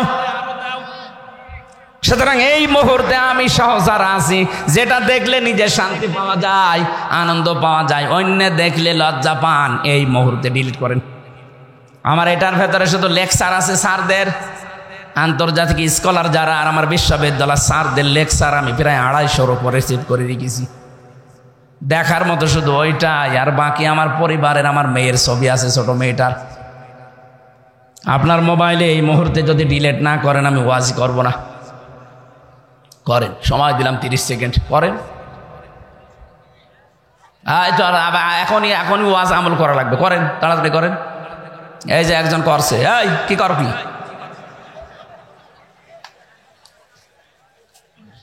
নেন, ও ভিডিও করছে, আপনি করছেন কিনা, করেন, তাড়াতাড়ি করেন। যার মোবাইল আছে অ্যান্ড্রয়েড মোবাইল, এই মুহূর্তে মোবাইল থেকে ভিডিও অপশনে যান। কারা কারা যেটা নিচে দেখলে শান্তি পান, অন্য দেখলেই কষ্ট লাগে, আনন্দ লাগে না, কখন লজ্জা বোধ হয়, এরকম সিন আছে? কারা কারা ডিলিট করবেন হাত তোলেন তো। ওই একজন শুধু। কি আছে আপনার মোবাইলে? দাঁড়িয়েলা মানুষ আপনি দেখে? কে মুরব্বি কি আছে মোবাইলে দেখে? পরে মনে নাকি কি আছে দেখি।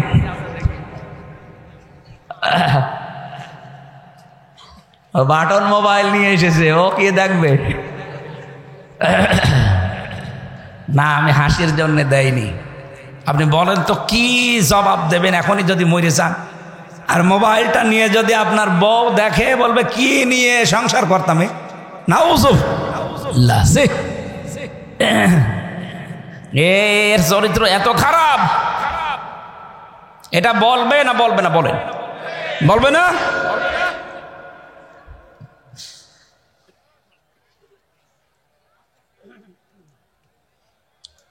আমি কি বেশি বলে ফেললাম? এটা মোবাইলে আছে না নেই বলেন তো? যারা মুসল্লি তাদের কিছু গুনাহ আল্লাহ এবার দিচ্ছেন, শোনেন।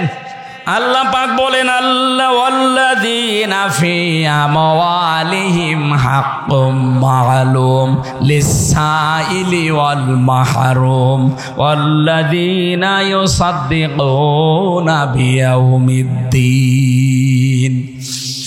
যারা মুসল্লি হবে এই মানুষগুলো সত্যিকার অর্থে যদি নামাজি হয়, মাল সম্পদের প্রতি তাদের মহব্বত আস্তে আস্তে কমতে থাকবে। কারণ তাদের মালের ভেতরে, সম্পদের ভেতরে অনেকের হক লুকিয়ে আছে। যারা প্রার্থী, যারা ফকির, যারা মিসকিন, যারা অসহায়, যারা বঞ্চিত, তাদেরকে সেই মাল থেকে সে দিয়ে তাদের অভাব সে দূর করে দেবে। এরকম নামাজি দেশে আছে। আরে নামাজি হযরতে ওসমানও নামাজি ছিলেন। নবীজির কাছে এক ভিক্ষুক এসে বলে, হে রাসূল, আমি আজ কয়েকদিন যাবত কিছু খাইনি, দয়া করে আমারে কিছু খাবার দেন। নবীজি বললেন, আমার অবস্থা সেরকম ভালো না, তুমি আমার জামাই ওসমানের কাছে যাও। হযরত ওসমানের কাছে বাড়িতে গেলেন। বাড়িতে যেই তিনি লক্ষ্য করলেন হযরত ওসমান বাড়ির ভেতরে চেঁচামেচি করছে। কি হয়েছে? উনি মাগরিবের আগে ওনার স্ত্রী বাতি ধরিয়েছে, ল্যাম্পো বাতি বলে না, ওই বাতি গ্যাঞ্জাম করছে বাড়িতে, স্ত্রীকে গরম দিচ্ছে। এত তাড়াতাড়ি বাতি ধরানো দরকার কি? এখনো তো সন্ধ্যা লাগেনি। এই সাইল, এই ভিক্ষুক চিন্তা করছে, আল্লাহ নবীজি কার কাছে পাঠালো? এ আমার চাইতে বড় কিপটা। মাগরিবের একটু আগে বাতি ধরিয়েছে, তাই যদি বউকে গরম দেয়, এ আমারে দান করবে। বিশ্বাস হয়নি, চলে গেছে। নবীজি বললেন, কিছু দিয়েছে? বলে, হুজুর কার কাছে পাঠাইলেন? এ তো আমার চাইতে বড় ফকির। নবীজি বললেন, তুমি বোঝো না, যাও, আবার যাও। বাড়িতে এসেছে, পরের দিন আসার পরে দেখে রোদে তিনি তোলা শুকাতে দিয়েছেন, তোলাগুলো শুকাচ্ছেন রোদে, তোলা উড়িয়ে যাচ্ছে, একটা একটা করে তোলা ধরে নিয়ে এসে আবার রেখে দিচ্ছে। বলে আল্লাহ কার কাছে নবীজি পাঠানো, মনে হয় না জেনে পাঠিয়েছে। একটা তোলা উড়ে যায় তাই যদি নিয়ে এসে রেখে দেয়, তা আমারেও কয় টাকা দেবে? বিশ্বাস হয়নি, ফেরত গেছে। ডাক দিয়ে বলে নবী দরকার হয় আপনি কিছু দেন, নাই তো ওর কাছে পাঠাবেন না। ঠিক আছে, তুমি আজকে শেষ পথ যাও। আজকে এসেছে, তাকিয়ে দেখছে উঠানের ওপরে রোদে গুড় শুকাতে দিয়েছে, গুড় মিষ্টি জাতীয় জিনিস, পিপিলিকা নিয়ে যাচ্ছে, পিঁপড়ার মুখ থেকে ধরে ধরে খুলে নিয়ে আবার রাইগায় রেখে দিচ্ছে। লোকটা দৃশ্য দেখে বলছে আল্লাহ না, আমি চাবো না, এর কাছে চাবো আমি অপমান হব। নবীদের কাছে গিয়ে বলছে হুজুর আপনি হয় কিছু দেন, নাই তো বলে দেন যে আমি পারবো না, আপনি ওই লোকের কাছে পাঠাবেন না। বিশ্ব নবী বলেন আজকে শেষবারের মতো যাও। আজকে এসেছে, ওনার একটা উটের চালান ছিল, বাইরের দেশ থেকে ব্যবসায়ী উঠে চালান প্রায় 100টা উট আসছিল।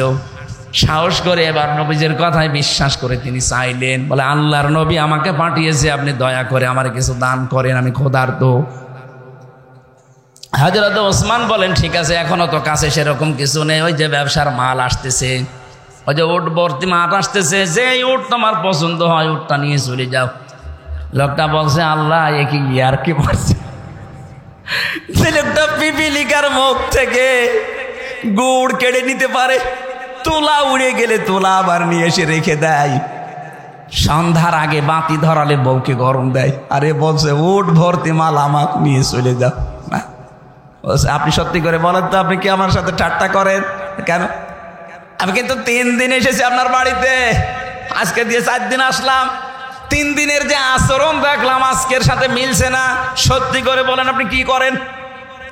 হযরত ওসমান বলে দেখো আল্লাহর বান্দা, প্রথম দিন এসে তুমি দেখেছি আমি গরম দিয়েছি স্ত্রীকে, এমনি না, আমি জানি পৃথিবীতে আল্লাহ পাক শুধু অপচয়কারীকে শয়তানের ভাই বলে আখ্যা দিয়েছে।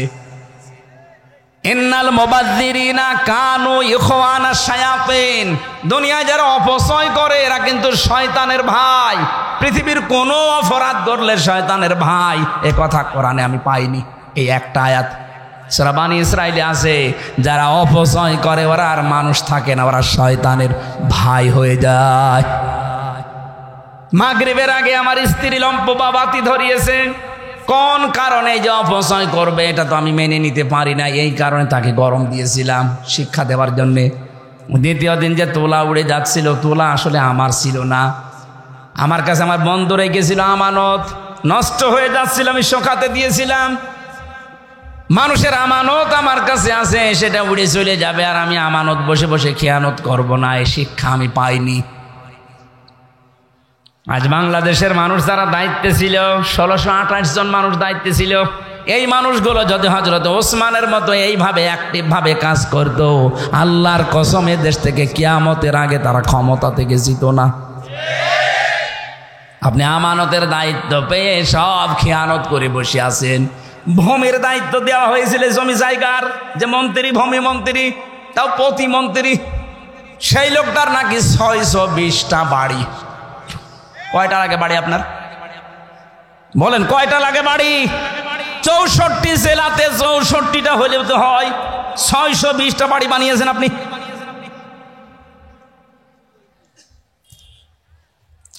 আমানতের যারা খেয়ানত করে ওরা আর মানুষ থাকে না, ওরা মুনাফিক হয়ে যায়। আমি মুনাফিক হয়ে যাব আমি ওসমান কোন কারণে? এই কারণে আমি বন্ধুর ওই তোলা উড়ে যাচ্ছিল বাতাসে ধরে এনে রেখে দিয়েছি যেন খেয়ানত না হয়। তৃতীয় দিন তুমি দেখেছো আমাকে যে গুড় আমি পিপিলিকার মুখ থেকে কেড়ে নিয়েছি, এই গুড়টা আমার না, এটা আমানতের গুড়, আমার কাছে রেখে গিয়েছিল। আমি ধনী মানুষ, আমার বাড়িতে জায়গা আছে, কারণে যেহেতু নষ্ট হয়ে যাচ্ছিল এই জন্য রোদে শুকাতে দিয়েছিলাম। পিপিলিকা নিয়ে যাবে আমানতের জিনিস, তার মানে বাংলাদেশে যত মানুষ দায়িত্বে ছিল দেশটা তাদের কাছে আমানত ছিল। কথা বলেন না কেন? জনগণের এই সম্পদগুলো সব দ্বারা যদি এইভাবে পাহারা দিতে পারতো, আমরা ঋণের এই বোঝা নিয়ে এখন বেঁচে থাকতাম না। কোটি কোটি টাকা পাচার করে করে দেশটা ফোকলা বানিয়ে দিয়েছে। এখন এই দেশে কেউ জন্ম নিলেই তার মাথার উপরে 1 লাখ টাকা ঋণ। টের পাচ্ছেন? তাহলে আপনি যে আমার ওট ভর্তি করায় জিনিস দিয়ে দিচ্ছেন না, এটা আমার আখেরাত তৈরি হচ্ছে। আলতাফ সাহেব যে মাদ্রাসা বানিয়ে দিয়েছে প্রায় 18 লক্ষর উপরে খরচ করে, জমি জায়গা দিয়ে বিল্ডিং বানিয়ে। আমার মহাতামিম না কে যেন বলছিল প্রায় 16 থেকে 18 লাখ টাকা খরচ। ওনার জীবনে আর যা করেছে সবগুলোর হিসাব দেওয়া লাগবে। কোরআনে কারিমের প্রচারের জন্য 18 লক্ষ টাকা কিয়ামতে আল্লাহ ওনার হিসাবের বাইরে রাখবে। তিরমিজি শরীফের হাদিস, নবীজি জানিয়েছেন 3টা জায়গায় পয়সা খরচ করলে আল্লাহ হিসাব নেয় না। 1 নম্বরে যারা পরিবারস্থ লোকদের জন্য খরচ করে, মা বাবা স্ত্রী সন্তানেদের।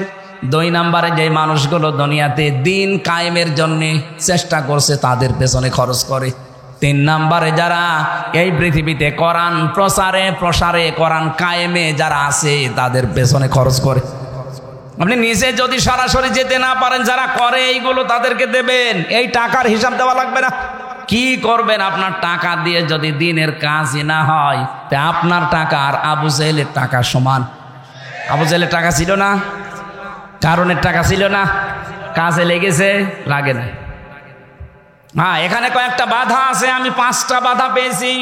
বাংলাদেশে আমাদের অনেকের মন আছে দিনের জন্যে, রক্তের সম্পর্ক যাদের সাথে আছে তাদের পেছনে আমরা খরচ করি, কিন্তু আমার বউ আর শাশুড়ি এরা বাধা। এরকম পরিবার দেশে নেই? অনেক পরিবারে আছে আমার নিজের টাকা, আমার ভাইকে, আমার বোনকে, আমার চাচাকে, আমার ফুফুকে, যাদের সাথে আমার সম্পর্ক রক্তের, এদের হক নেই আমার প্রতি। বলেন না কেন? এই যে লিসাইলি ওয়াল মাহরুম, সূরা জারিয়াতের 19 নম্বর আয়াতের ব্যাখ্যা করা আছে, অফি আমওয়ালিহিম হাক্কুল লিসাইলি ওয়াল মাহরুম। যেই মানুষগুলো তাদের সম্পদ থেকে যাদের হক আছে তাদের হক বুঝে দেয়, আমার সবচাইতে বেশি হক আমার সম্পদের উপরে, আমার সাথে সম্পর্ক রক্তের যাদের তাদের, আর আমার সাথে সবচাইতে বেশি সম্পর্ক রক্তের আমার ভাই, আমার বোন, আমার ফুফু, এই কথা বলছে না কেন, আমার চাচা। আপনি আপনার বউকে বার্থডে করে এই রক্তের সম্পর্কগুলোর ঠিক রাখেন, তাদের হক আদায় করতে যান, আপনার বউর আর মন পাবেন না। এরকম বউ দেশে নেই? এক কথা বলে না কেন? কার কার বউ এরকম মন ছোট, হাত তোলেন তো। যাক, আলহামদুলিল্লাহ, এই এলাকা তো অনেক ভালো আছে। এই এলাকার ওয়াজ দেওয়ার দরকার নেই, এই এলাকায় গান দেবে। এলাকার মা বোনেরা মাদ্রাসা আছে তো সব ভালো হয়ে গেছে। সম্মানিত মা বোনেরা, না আমি জানি এটা রেকর্ড হচ্ছে, সারা বাংলাদেশ সহ বিশ্বে বহু মহিলার মন এরকম ছোট, তার নিজের বাবার জন্যে, তার ভাইয়ের জন্যে, তার নিজের মামার জন্যে, চাচার জন্যে খরচ করেন, কোনো অসুবিধা নেই, আরো বলবে করো। আর স্বামী তার মায়ের জন্যে, বাবার জন্যে, বোনের জন্যে, চাচার জন্যে কিছু করলে হুকুম পেশা হয়ে যায়। আপনার মন এত ছোট কেন? আপনি কি মনে করেন যে আমি নামাজ পড়ি, রোজা করে জান্নাতে চলে যাবো? কিসের জান্নাত আপনার? রক্তের সম্পর্ক যারা ঠিক রাখে না, যারা রক্তের সম্পর্কগুলো নষ্ট করে দেয়, তারা চির জাহান্নামী। কারণ এই যে রেহেম মানে রক্তের সম্পর্ক। রেহেম মানে কি? আল্লাহ যখন দুনিয়া তৈরি শেষ করে ফেললেন তখন রেহেম আল্লাহর কুদরতের 5 এফি ধরেছিল।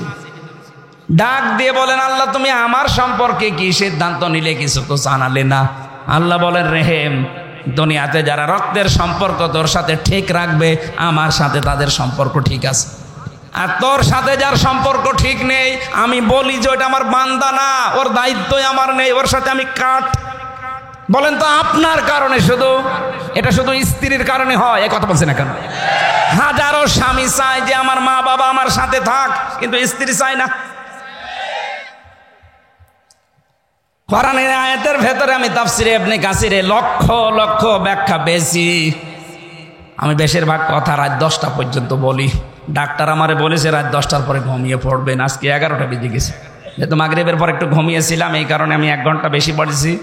আগামীতে এর পরের আয়াত আল্লাযীনা হুম লিফুরুজিহিম, লজ্জাস্থানের আয়াত আছে, লজ্জাস্থান সম্পর্কিত কথাগুলো। এরপরে আর মাহফিল আছে এলাকায়?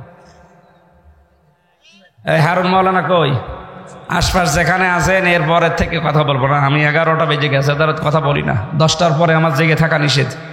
আমার শরীরে জালেমরা যা দিয়েছে 3টা বছরে আমি একদম শেষ হয়ে গেছি। আল্লাহুম্মা আমিন। লা ইলাহা ইল্লা আনতা সুবহানাকা ইন্নী কুনতু মিনাজ জালিমিন। এই মোনাজাতটা বসে করবেন, বসেন। মোনাজাতের পরে আমার জেলখানায় লিখিত বই আছে, ওই যে সাদা গাড়ি আছে, ওখান থেকে নিয়ে নিজের বউকে মেয়েকে উপহার দেবেন। লা হাওলা ওয়ালা কুওয়াতা ইল্লা বিল্লাহিল আলিয়্যিল আযীম। রব্বুল আলামিন কোরআনের তাফসীর যতটুকু বুঝি আমি চেষ্টা করছিলাম বোঝানোর। দিনাজপুরের সীতাবগঞ্জের মানুষগুলো চাতক পাখির মতো শুনছিল। কোরআনে কারীম শোনার জন্য যাদের এত আগ্রহ, এই মানুষগুলোকে তুমি মেহেরবানি করে কোরআনের হেদায়েত